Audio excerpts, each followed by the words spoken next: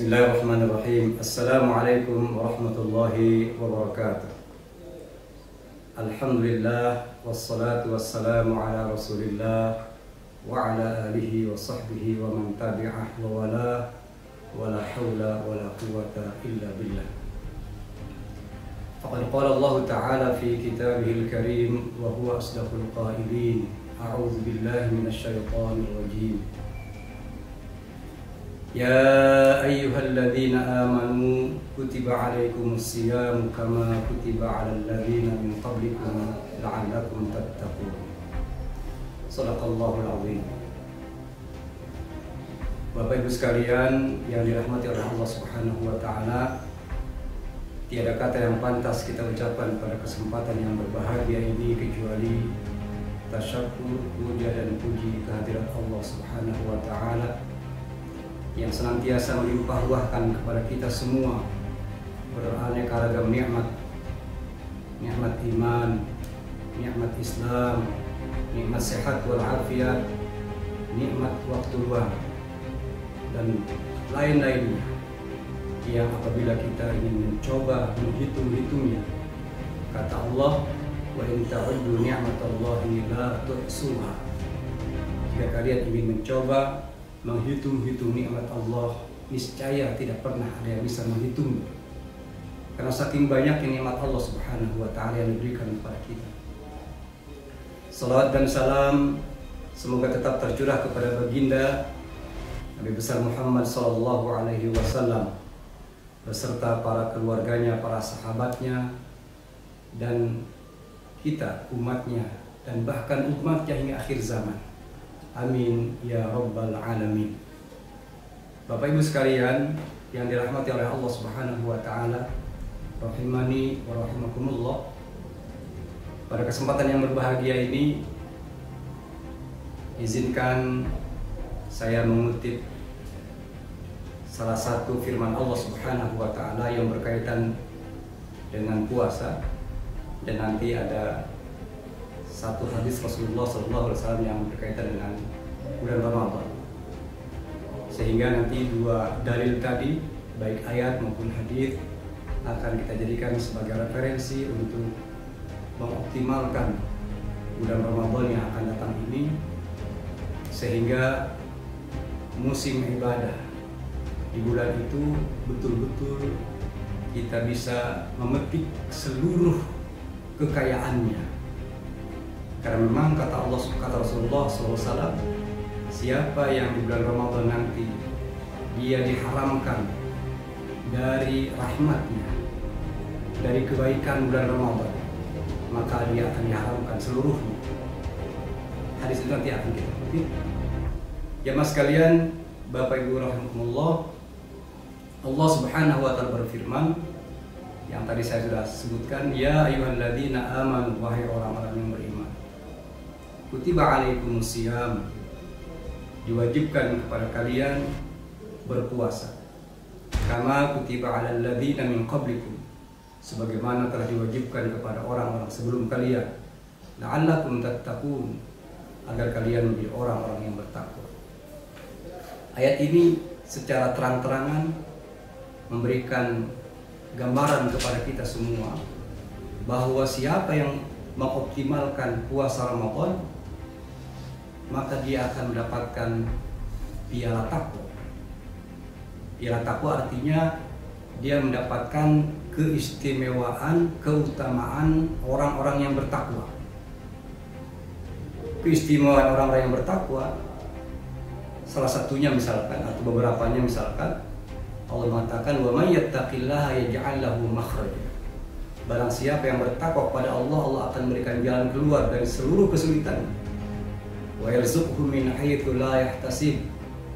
Dan Allah akan memberikan rezeki dari tempat, dari arah yang tidak pernah dia sangka-sangka. Dua hal ini saja sudah memberikan gambaran kepada kita betapa istimewanya orang-orang yang bertakwa. Dan hal ini Bapak Ibu sekalian bisa diraih dengan kita mengoptimalkan bulan Ramadan untuk berpuasa. Itu baru berpuasa saja, belum nanti qiyamnya, yaitu melaksanakan sholat malam di bulan Ramadan. Itu tambah lagi. puasanya saja kita akan mendapatkan piala takwa, di mana hidup kita akan diberikan kemudahan oleh Allah Subhanahu wa Ta'ala. Rezeki kita akan mengalir begitu saja dengan derasnya karena kita bertakwa kepada Allah Subhanahu wa Ta'ala.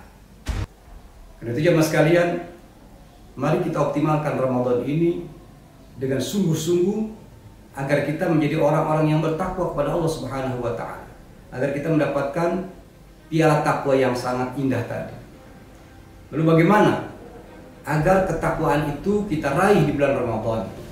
Ya tentu pertama kita harus punya ilmu tentang puasa Ramadan. Harus paham apa syarat dan rukunnya puasa Ramadan agar puasa kita diterima oleh Allah Subhanahu wa Ta'ala.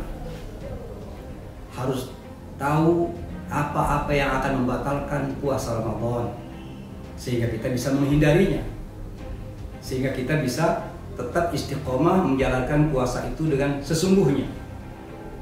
Sebagai contoh misalkan, rukun puasa Ramadan harus berniat di malam hari, tidak boleh niatnya di siang hari, tidak sah puasanya. Kemudian harus mulai imsak, menjaga mulut, dan yang membatalkan mulai dari terbit fajar di subuh hari sampai terbenam matahari. Kita imsak, kita jaga mulut kita jaga apa-apa yang akan membatalkan puasa kita jaga semuanya. Tidak boleh makan, tidak boleh minum, dan lain sebagainya yang membatalkan puasa. Demikian juga kita jaga al-jawarih kita, yaitu tangan kita jaga, mulut kita. Kalau tadi mulut kita jaga dari makan, sekarang mulut kita jaga dari membicarakan aib orang lain, dari ghibah. Mata kita jaga dari melihat, memandang sesuatu yang akan membahayakan hati kita, psikologis kita. Syahwat kita, tidak boleh melihat yang diharamkan oleh Allah ketika kita sedang berpuasa. Kemudian telinga dijaga oleh kita. Karena itu Imam Al-Ghazali mengatakan seperti itu, bahwa orang yang berpuasa itu ada 3. Pertama puasa awam, yang kedua puasa khawas. Puasa khawas ini puasa yang mampu menjaga anggota badannya dari hal-hal yang akan membatalkan pahala puasa. Itu namanya puasa khawas.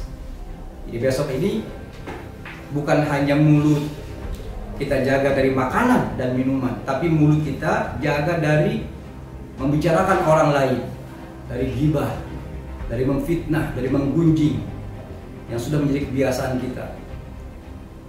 Jauhkan itu semua. Mata juga demikian, telinga kita juga demikian. Jauhkan dari mendengarkan musik-musik yang akan membangkitkan syahwat, karena itu akan membatalkan pahala puasa. Tangan kita, jangan pernah kita pegangkan tangan kita kepada barang-barang orang lain yang bukan hak kita, alias jangan sampai mencuri, jangan sampai korupsi di bulan Ramadan ketika sedang berpuasa, karena itu akan membatalkan pahala puasa. Ya, jangan pernah memukul, mulut kita jangan pernah mencaci maki.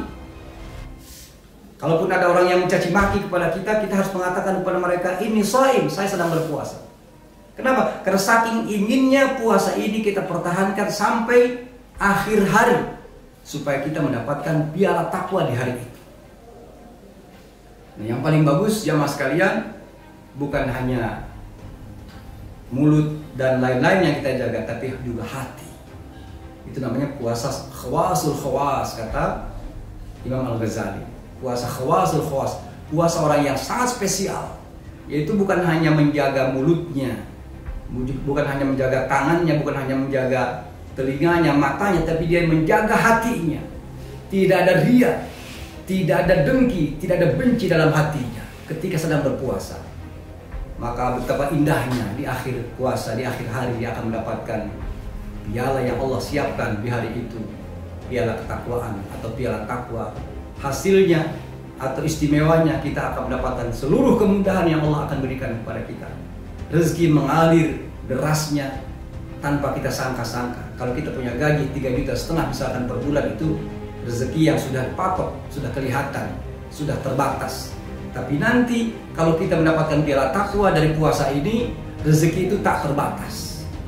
Dan ingat jemaah sekalian, rezeki itu bukan hanya berupa harta, rezeki itu bukan hanya berupa materi, tapi rezeki itu sangat luas pengertiannya. Rezeki itu berupa bisa jadi kebahagiaan rumah tangga, bisa jadi rezeki itu adalah kita memiliki anak-anak yang soleh dan soleha, anak-anak yang sukses. Bisa jadi itu adalah rezeki, dan memang hakikatnya rezeki itulah seperti itu. Karena itu jemaah sekalian, Bapak Ibu sekalian, mari kita optimalkan bulan Ramadan yang akan datang ini, yang dikatakan oleh Nabi adalah bulan yang penuh dengan keberkahan. Syahrul Mubarak, Syahrul Mubarak, syahrul yang penuh dengan keberkahan, di mana semua amalan kita dilipat gandakan pahalanya oleh Allah Subhanahu wa Ta'ala. Bahkan pintu-pintu langit dibuka oleh Allah, pintu surga dibuka oleh Allah, pintu rahmat dibuka oleh Allah, dan sebaliknya pintu neraka, pintu kemaksiatan ditutup oleh Allah Subhanahu wa Ta'ala. Sementara syaitan yang biasa menggelincirkan manusia pada bulan itu dibelenggu tangan dan kakinya, tidak bisa menggoda manusia. Itulah rahmat Allah Subhanahu wa Ta'ala yang Allah turunkan pada bulan Ramadan, yang tidak diturunkan pada bulan yang lainnya. Sehingga apabila kita mendapatkan kebaikan pada bulan Ramadan, berarti kita mendapatkan kebaikan seluruhnya. Dan apabila kita tidak mendapatkan kebaikan pada bulan Ramadan, berarti kita tidak akan mendapatkan kebaikan seluruhnya. Demikian dari saya, semoga bermanfaat. Hadanallahu wa iyyakum ajma'in. Wassalamualaikum warahmatullahi wabarakatuh.